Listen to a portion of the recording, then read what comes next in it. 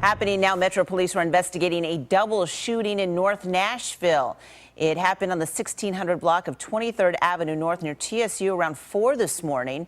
We're told 2 men were taken to the hospital with gunshot wounds that were non-life threatening. Police are still trying to find any witnesses to figure out what happened. Today is the last day of the Wilson County Fair, and organizers are promising lots of surprises for the last day. News Channel 5's Cuthbert Langley's out at the fairgrounds this morning. So, Cuthbert, give us an idea of what folks can expect. Hey, good morning, Jennifer. Folks can expect lots of great food, lots of great rides, and of course, lots of heat. It's going to be a very hot day out here at the Wilson County Fair. As you heard Kelly talk about, those temperatures are going to be very high today. So if you do come out to the fair, make sure to bring a lot of water, make sure to cool yourself off because it really will be hot. But in addition to the heat, there's going to be a lot of great events and rides happening today as well. Here's just a little preview of some things going on. We have a demolition derby. We've got the cutest baby show. So if you think your child is the cutest, check that one out. Racing pigs, as we saw Deja Knight demonstrate yesterday. We're going to have some great hog racing going on. Cupcake challenge, that's my favorite. As well as just, of course, all that great food you're looking at right there. We're talking cheesecake, funnel cakes, elephant ears, all that great stuff along with those rides as well. The gates open at 10 o'clock today, and they are expecting a lot of people. There are already crews out here kind of gearing up, getting ready for the influx of cars to come in.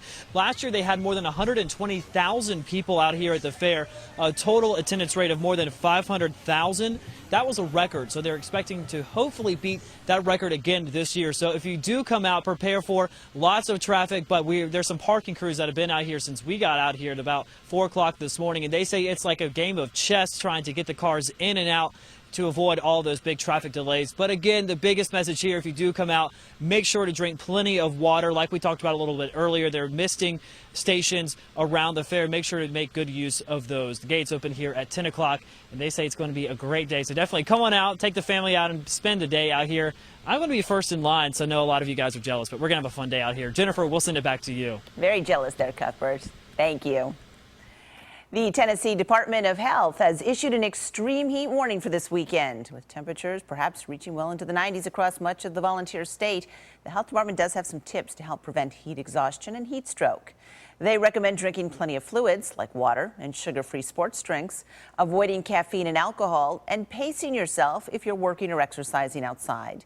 They also suggest that you check on neighbors who may live alone. The elderly, children, and people with health issues are most at risk, but extreme heat can affect anyone. And the high school football season got off to a steamy start last night, with temperatures in the mid-90s and the heat index over 100 at the game between Pearl Cone and Glencliff High Schools. Referees monitored the conditions, and both the players and fans took extra water breaks. But fans told us they refused to let the heat ruin the opening week of football season for them. It's very humid, very hot. It would have been better if it had been earlier in the week when it was a little cooler. But it's fine. We're true fans, so we're gonna make it. Pearl Cone beat Glencliff last night 55-7. At least 2 people were taken to the hospital overnight after an accident on Briley Parkway. Metro Police say a vehicle traveling the wrong way in the westbound lanes near Whites Creek Pike collided with another vehicle. Happened around 2 this morning. There's no word yet on the extent of their injuries. And a wrong-way driver is also being blamed for a serious crash that shut down part of I-40 in Putnam County for several hours last night.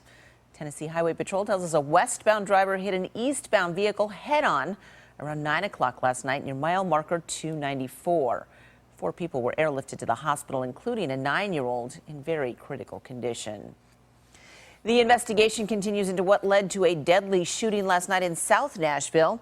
It happened around 8:15 on a sidewalk at the Bradford Hills Apartments on Edmondson Pike. Metro Police tell us a man was shot in the head. Investigators are now looking for 3 young men who witnesses spotted running away from the scene.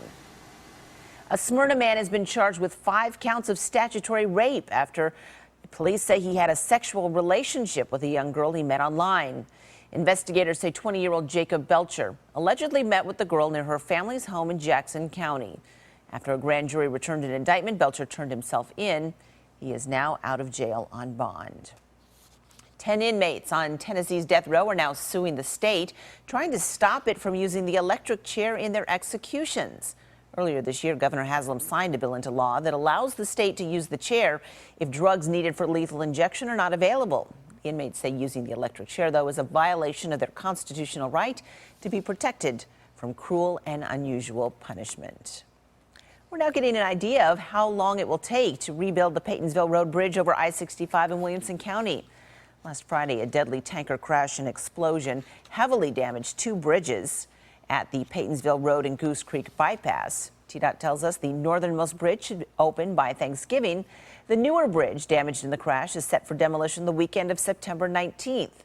Reconstruction of that bridge will likely begin next spring. $1 million in federal emergency relief funds will help cover the costs of repairing both of those bridges.